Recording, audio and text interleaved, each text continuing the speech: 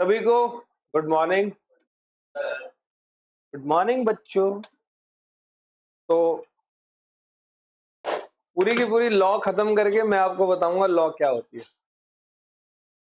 पूरी लॉ पढ़ाकर आज बताऊंगा व्हाट इज लॉ। ठीक है। तो हमारा एक चैप्टर रहता है 5 mark approximately, Indian regulatory framework. Last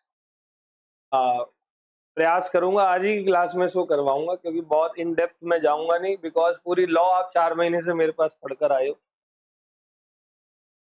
और बहुत अच्छा डिसीजन रहता है जो सबसे एंड में लॉ पढ़ाता है, मतलब इस चैप्टर को। बहुत सारे टीचर सबसे पहले पढ़ाते हैं, बच्चा थोड़ा अंडरस्टैंडिंग में दिक्कत आती है, अब बिल्कुल नहीं है। तो इंडियन रेगुलेटरी फ्रेमवर्क के बारे में हम बात करते हैं। तो बहुत सारी चीजें हम लोग करने वाले हैं। सबसे पहली बात, आपको क्या ये प्रश्न नहीं है कि भाई आपके सीए के कोर्स में लॉ का सब्जेक्ट क्यों है? क्या आप लोगों को ये क्वेश्चन है? इसका आंसर मैंने मल्टीपल टाइम्स दिया हुआ है, एक बार और देता हूं शॉर्ट में। आप सभी लोग आर्टिकलशिप में जाओगे, आर्टिकलशिप में ट्रेनिंग होगी जहां पर आप बुक्स ऑफ अकाउंट्स चेक करोगे, किसके? बिजनेस के। तो बिजनेस ने अपने बुक्स ऑफ अकाउंट को एज पर लॉ बनाया है या नहीं बनाया? जैसे किसी बिजनेस ने अपनी प्रॉपर्टी को रेंट पे लिया होगा तो वो रेंट एग्रीमेंट बनाया होगा, तो वो rent agreement as per Indian contract act बनाया या नहीं बना? कुछ आ रहा है समझ में? गुड्स बेचते होंगे, सर्विसेज देते होंगे, कॉन्ट्रैक्ट बनाते होंगे, कंपनी होगी तो इनकॉर्पोरेशन करवाया होगा, एलएलपी होगी तो इनकॉर्पोरेशन करवाया होगा, नाम होगा, पार्टनरशिप होगी तो पार्टनरशिप डीड बनी होगी, गुड्स होगा तो सेल्स ऑफ गुड्स एक्ट आएगा, सर्विसेज होगा, सामान होगा, इमूवेबल मूवेबल होगा तो कॉन्ट्रैक्ट एक्ट आया होगा। तो आपको अगर जानकारी नहीं होगी तो आप कैसे उनकी बुक्स ऑफ अकाउंट को जांचोगे? All well. फिर आप चार्टर्ड अकाउंटेंट बन जाओगे, तो आपके पास कंसल्टेंसी लेने के लिए आया जाएगा। तब आएंगे आपसे कंसल्ट करेंगे कि हमारे को ये बताएं बिजनेस बिजनेस। तो जब तक आपको पता नहीं होगा, जैसे मेरे को अगर लॉ नहीं पता तो मैं आपको लॉ के बारे में बताऊंगा कैसे? बता सकता हूँ क्या? और आप उन स्टूडेंटों में से हो जिनको लॉ की बाल की खाल तक मैंने उतार के दे दी है जब से आपको पढ़ा रहा हूँ, कहीं नहीं छोड़ा कुछ भी। और जैसे अभी मैं बात कर रहा था थोड़ी देर पहले कि लॉ में 85 ऑल इंडिया हाईएस्ट है आई थिंक, बट मैं आज शाम तक चेक करके बता करता हूँ। सेकंड थर्ड भी हो तो भी बहुत बड़ी बात है, बहुत बड़ी अचीवमेंट है। लॉ में 85 लाना बहुत कम बच्चों का नहीं होता। तो वो बच्चा लेकर आया क्योंकि उसने फॉलो की चीजें, हालांकि वो फिर भी अनसक्सेसफुल रहा। अकाउंट्स में 89, 70, 89, 80s में है सब में। ये भी रिजल्ट मैं देख के बताता हूँ। तो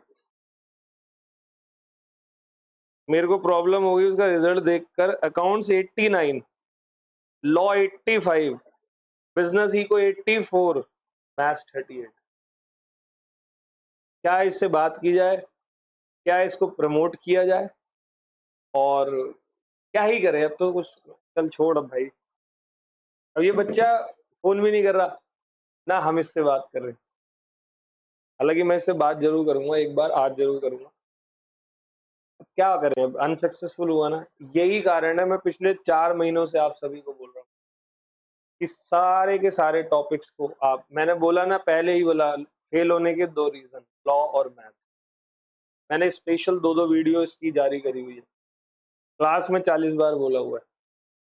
तो आप सारे सब्जेक्टों को साइमल्टेनियसली, अभी भी आपके पास 40 डेज अराउंड पड़े हुए हैं, एवरेज बना के चलो, 70 70 75 75 मिनिमम का टारगेट रखो, है ना? ओके। आप सीए बन गए तो चार्टर्ड बनने के बाद भी तो आपको बिजनेस की नॉलेज होनी चाहिए।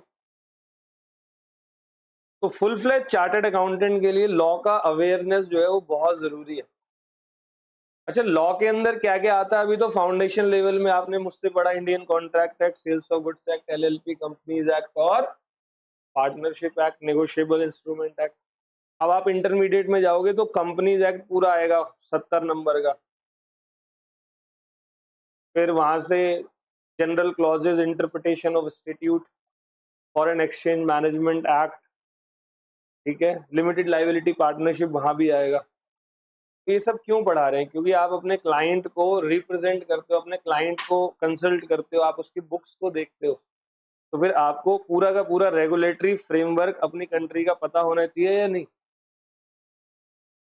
फिर आप इंटरमीडिएट में टैक्सेशन पढ़ोगे, तो सीए इंटर में टैक्स टैक्स का भी पूरा नाम होता है इनकम टैक्स लॉ। क्या नाम होता है? वो भी एक कानून है। वो आप पढ़ोगे या नहीं पढ़ोगे? तो इसकी पूरी जानकारी आप सभी को होनी चाहिए। तो what is law?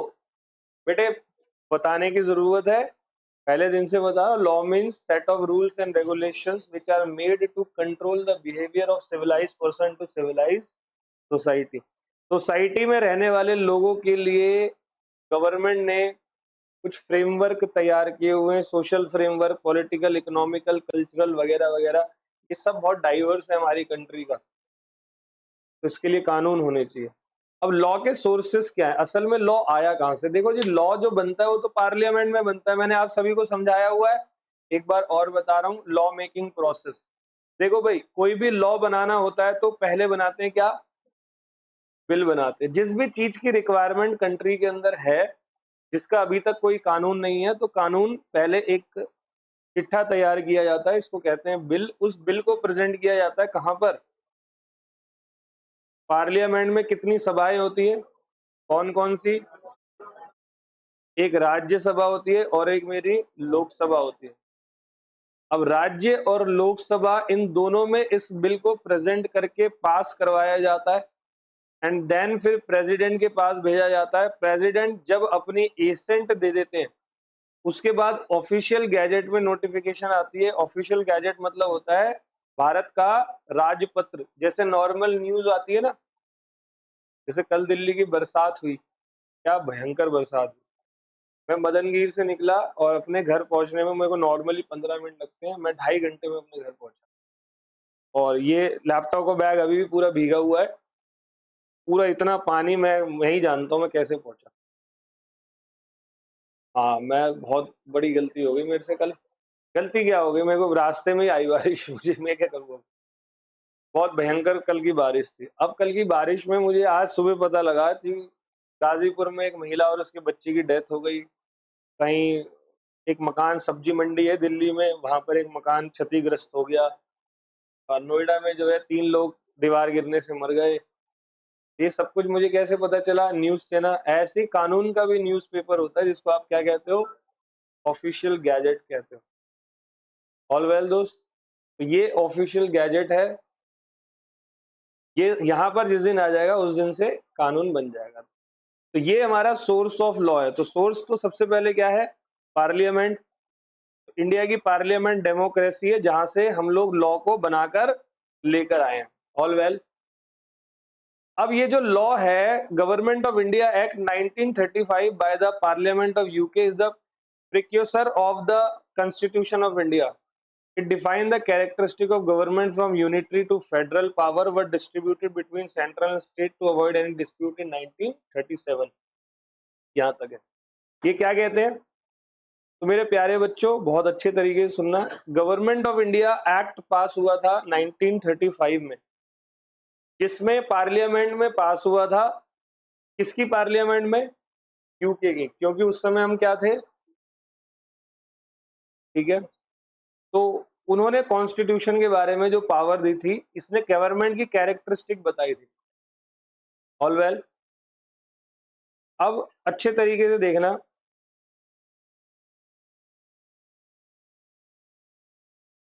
Law making process मैंने आप लोगों को बता दिया पूरा। क्या है? पार्लियामेंट, बिल आता है, बिल लोकसभा राज्यसभा में जाता है, फिर प्रेसिडेंट से फिर ऑफिशियल गैजेट में दिखाई दिया जाता है, और उस दिन से वो चीज क्या बन जाती है?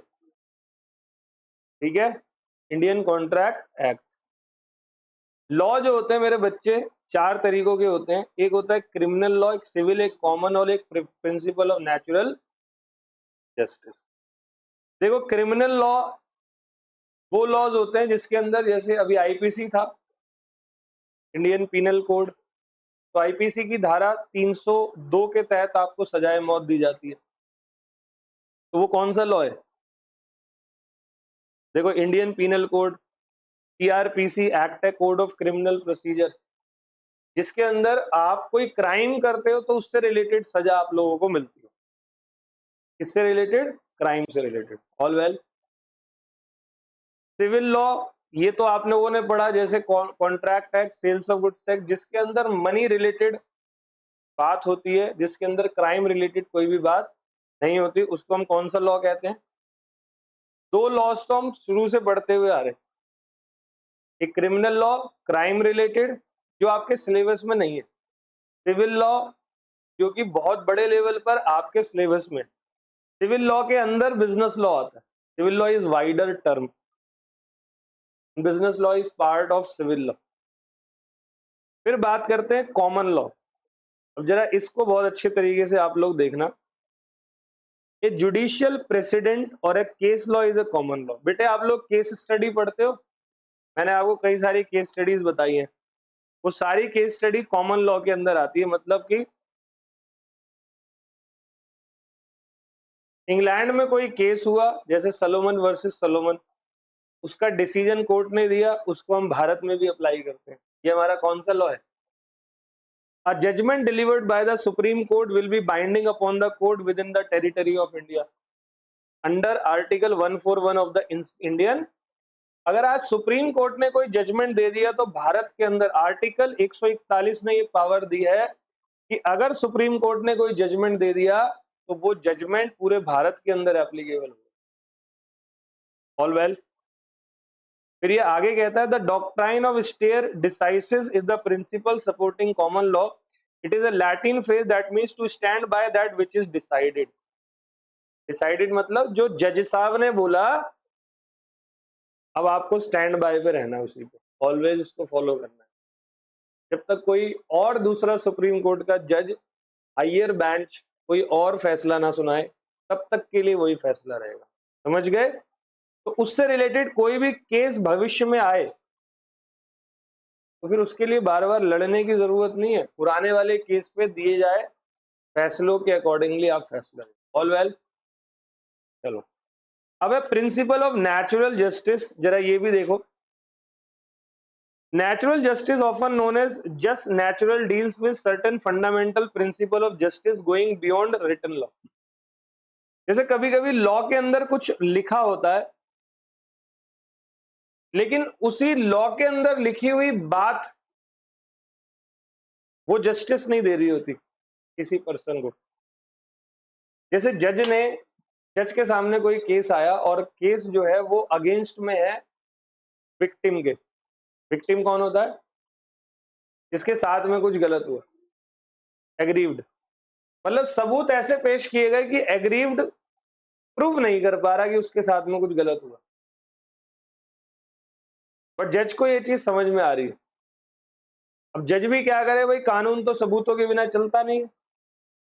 बट वो केस इतना संवेदनशील था, इतना इंपॉर्टेंट केस था कि जज ने बोला कि जो भी रिटन लॉ है ना, हम मान रहे हैं कि ये रिटन लॉ के अंदर एग्रीव्ड प्रूफ नहीं कर पा रहा कि मेरे साथ में गलत हुआ है, बट तथ्य, इनकी हालत और पास्ट इनके जो भी रिकॉर्ड्स है उनको देखते हुए मैं इनको नेचुरल जस्टिस देता हूं कि हाँ जी, इनके साथ इस बंदे ने गलत किया है। कई फिल्मों में भी हुआ है ऐसा, जहां कोई सबूत नहीं है लेकिन फिर भी एग्रीव्ड को नेचुरल जस्टिस मिला। हाँ, नहीं किसी भी सिचुएशन पे हो सकता है, बट वो it's totally depend upon the जज जो बैठा हुआ है कि भाई वो क्या अब इस टाइम पे सोच रहा है ना जी। तो ऐसा होता है। क्या क्या क्या कह रहा है? भूलना, पूरा कॉर्पोरेट लॉ बोल के छोड़ दिया, वो भी सिविल लॉ है। देखो, नेमो जुडेक्स इन कॉजा सुआ का मतलब क्या है? Literally meaning no one should be made a जज in his own cause and it is a rule against prejudice. ये भी एक अच्छी बात है, कोई भी अपने ओन कॉज का जज, अगर तुमने चोरी करी तुम्हें ही जज बना दे तो मजा आ जाएगा। हम तो कभी करते ही नहीं चोरी। What is the meaning of चोरी? है ना। ऑडी ऑल्ट्रम पार्टम मतलब हेयर द अदर पार्टी और give the other party a fair, अच्छे से सुनो, और फेयर हेयरिंग होनी चाहिए। And reason decision are the rules of natural justice, a judgment can override और alter a common law but it can not override और change the. हाँ देखो, मैंने थोड़ी देर पहले ही बोला था, किसी एक जज की कोई टिप्पणी आई, कोई फैसला आया, तो नेचुरल जस्टिस में हो सकता है नए जज ने इसके इस फैसले को अगेंस्ट करते हुए अपना न्यू फैसला सुनाया, चलेगा। लेकिन हाँ, कोई भी जज कानून से हटकर कानून में लिखी हुई चीजों से अगेंस्ट जाके कुछ नहीं बोल सकता। आगे समझ। अब कहता है इन्फोर्सिंग द लॉ। इन्फोर्सिंग मतलब भाई कोई अथॉरिटीज होगी ना जो उस लॉ को इन्फोर्स करती होगी। जैसे मैंने आपको कंपनीज एक्ट पढ़ाया, कंपनी लॉ, इसको कौन देखता है? तो भाई कोई तो, जैसे आप लोग इस क्लास के अंदर बैठे हो, तो जितने भी नंबर ऑफ आवर यहाँ होते हो, हम टीचर जब नहीं होते, किसी किसी दिन जब आपके टेस्ट हो रहे होते, तो भी यहाँ कोई और टेस्ट ले रहा होता है। कौन होता है? शालिनी मैम, वो बैठती हैं, वो टेस्ट लेती हैं। और आपको ऐसी टेस्ट देके चला जाए तो फिर तो क्या ही हो, फिर तो आप सभी जानते हो, है ना जी। तो ये एक बहुत बड़ी प्रॉब्लम है। तो इसीलिए तुम्हारे को इन्फोर्स करने के लिए तुम्हारे ऊपर किसी को बैठाया गया है। ऐसी लॉ को भी इन्फोर्स करने के लिए किसी ना किसी को बैठाया जाता है। ठीक है, तो एक एक करके देखते हैं। एक है मिनिस्ट्री ऑफ फाइनेंस, हिंदी में कहते हैं वित्त मंत्रालय, जो भारत के अंदर सारा फाइनेंशियल मैटर देखती है। आपको पता है देश की इकोनॉमी में जैसे tax, financial, capital market, state finance, union budget, ये सारे काम अभी फिलहाल कौन है? निर्मला है। एमसीए भी इसके अंदर मेन मिनिस्ट्री दे रखी है, एमसीए और मिनिस्ट्री ऑफ फाइनेंस निर्मला के अंडर में है। ऑल वेल, तो ये मिनिस्ट्री ऑफ फाइनेंस है जो पूरा फाइनेंस देखती है। अब ये कहता है who presented the maximum number of union budget as finance minister. तो मेरे प्यारे बच्चों, श्री मोरारजी देसाई ने 10 यूनियन बजट पेश किए। बजट समझते हो ना, जो भी निर्मला सीतारमन का हुआ। फिर पी चिदम्बरम ने 9, प्रणब मुखर्जी ने 8, और यशवंत सिन्हा और डॉक्टर मनमोहन सिंह ने 8 और 6 रिस्पेक्टिवली। और आई थिंक अभी 7वीं बार निर्मला सीतारमन ने बजट प्रेजेंट किया था। कितने टाइम? 7th time. ठीक है। अब मिनिस्ट्री ऑफ फाइनेंस का कॉन्स्टिट्यूशन कौन करता है? तो ये एपेक्स कंट्रोलिंग अथॉरिटी है 4 सर्विसेज के लिए। Indian revenue services, Indian audit and account service, Indian economy और इंडियन सिविल। इन सबको देखता है कौन? Ministry of. अब मिनिस्ट्री ऑफ फाइनेंस में ये सारे डिपार्टमेंट होते हैं जो इनके अंडर में होते हैं। Department of economic affair, expenditure, revenue, financial service, investment and public asset management and department of public. इनके नाम याद कर लेना। मिनिस्ट्री ऑफ फाइनेंस के अंदर जैसे कंपनी में डिपार्टमेंट होता है सेल्स, प्रोडक्शन, ऐसी इनके डिपार्टमेंट होते हैं। जो इकोनॉमिक अफेयर ये देखता है, खर्चे को ये देखता है, रेवेन्यू ये देखता है, फाइनेंशियल सर्विसेज ये देखता है, इन्वेस्टमेंट और public asset management and department of public enterprise. All well. अब बात आती है एमसीए की। एमसीए मतलब ये देखती है companies act, LLP act, insolvency and bankruptcy act, IBC act बोलते हैं, 2016। ठीक है। तो ये रिस्पॉन्सिबल है Indian enterprises industrial service sector के लिए। और ये सिविल सर्वेंट जो है वो इन लोगों को इसको पूरा चलाते हैं, खासकर ये जो यूपीएससी से इलेक्ट होते हैं। मतलब कोई हल्के वल्के वाले बंदे नहीं है। और हाईएस्ट पोस्ट इसकी director general of corporate affairs है। ठीक है। तो मिनिस्ट्री ऑफ होम अफेयर्स ये अभी अमित शाह के अंदर है, चाणक्य, हमारे भारत का चाणक्य। तो ये ministry of government of India है, interior ministry of India responsible है इंटरनल सिक्योरिटी और डोमेस्टिक पॉलिसीज को। तो जो भारत की मिनिस्ट्री ऑफ गृह मंत्रालय वो भारत की सिक्योरिटी को, इंटरनल सिक्योरिटी देखते हैं। Home ministry is headed by union minister of home affairs name Amit Shah. तो ये बॉर्डर मैनेजमेंट करते हैं, इंटरनल सिक्योरिटी करते हैं, जम्मू कश्मीर और लद्दाख का पूरा डिपार्टमेंट इनके हाथ में है। सही है। डिपार्टमेंट ऑफ होम है, ऑफिशियल लैंग्वेज है डिपार्टमेंट ऑफ स्टेट, अब इनके अंदर आते हैं, इनके नाम याद कर लेना। ऑफिशियल लैंग्वेज के 3 डिपार्टमेंट है। अब है ministry of law and justice, मतलब कानून मंत्रालय, किसके अंडर में है अभी? कानून मंत्रालय।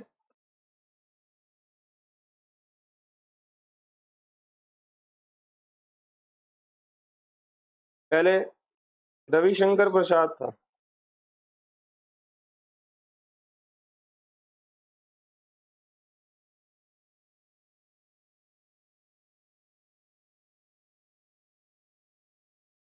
अब अर्जुन राम मेघवाल, अर्जुन राम मेघवाल, अर्जुन रामपाल नहीं है भाई, ठीक है। तो ये नाम याद होने चाहिए आपको, अर्जुन राम मेघवाल। ये अभी जस्ट अभी जो लोकसभा का, नई लोकसभा का गठन हुआ है, वहां पर ministry of law and justice इनको मिला है। इनके डिपार्टमेंट क्या है? लीगल अफेयर्स, लेजिस्लेटिव डिपार्टमेंट और जस्टिस, मतलब कोर्ट वगैरह का, सारे कानूनों के डिपार्टमेंट और सारे लीगल अफेयर्स। सेबी की बात करें क्या? सर ये तो हमारा फेवरेट है, ये तो बचपन से पढ़ रहे हैं। सेबी क्या करता है? वो स्टॉक मार्केट को रेगुलेट करता है, प्रॉपर स्टॉक मार्केट को रेगुलेट करता है। वो ये देखता है स्टॉक मार्केट के अंदर किसी प्रकार की कोई धांधली ना हो, फ्रंट रनिंग ना हो, और भी बहुत सारी चीजें हैं।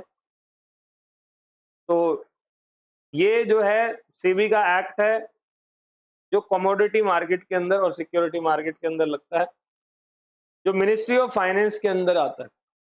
तो पैसे की बात हो रही है ना भाई। फिर कहते हैं भाई तुम्हारा एक और फेवरेट आरबीआई, ठीक है, रिजर्व बैंक ऑफ इंडिया, इसको मैं नहीं पढ़ा रहा हूं।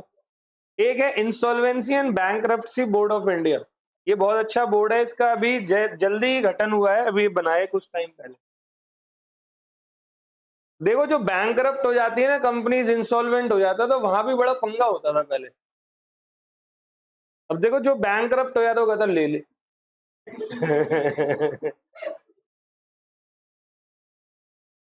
है ना, और उससे बड़ा दिक्कत होती थी, क्या ले ले भाई उससे उससे बड़ी प्रॉब्लम होती थी पैसे निकालने में। इसका पूरा एक एक्ट ही बना दिया कि भाई अगर आप लिक्विडेट हो गए ना, लिक्विडेट होने पे आप फ्रॉड ना करो। बहुत फ्रॉड किए जाते थे लिक्विडेट होने पर, तो मना किया दैट कि नहीं, आप फ्रॉड नहीं करोगे लिक्विडेट होने के, समझ गए। तो उसके लिए insolvency and bankruptcy board of India बनाया।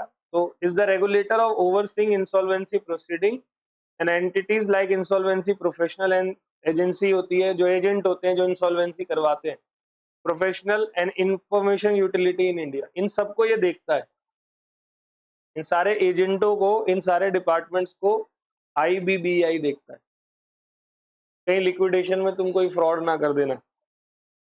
It was established on 1st October 2016 and given statutory power through the Insolvency and Bankruptcy Code, जो कि लोकसभा में 5 मई 2016 को पास किया गया, ठीक है।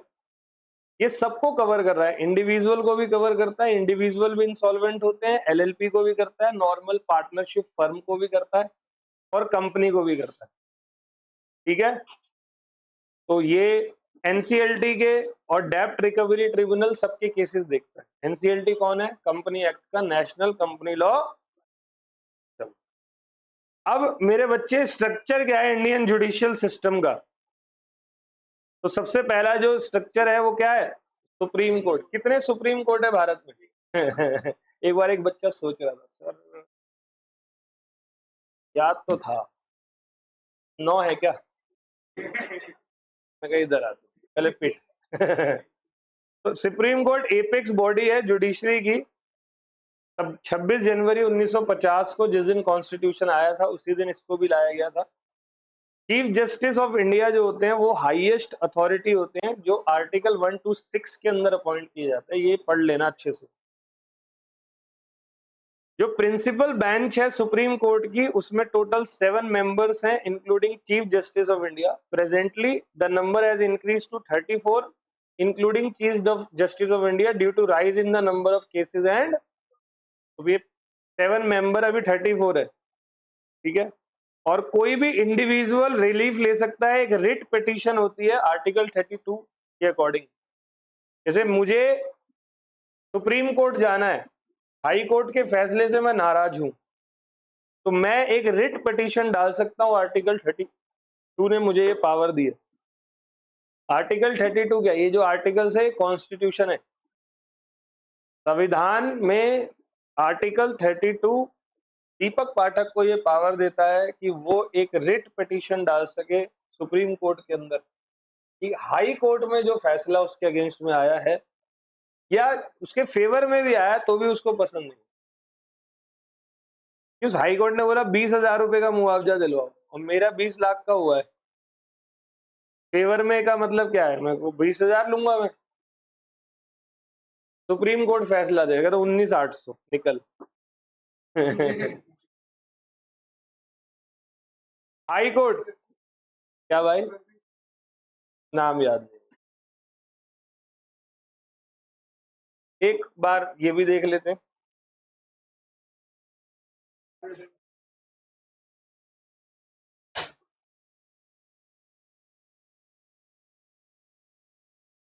धनंजय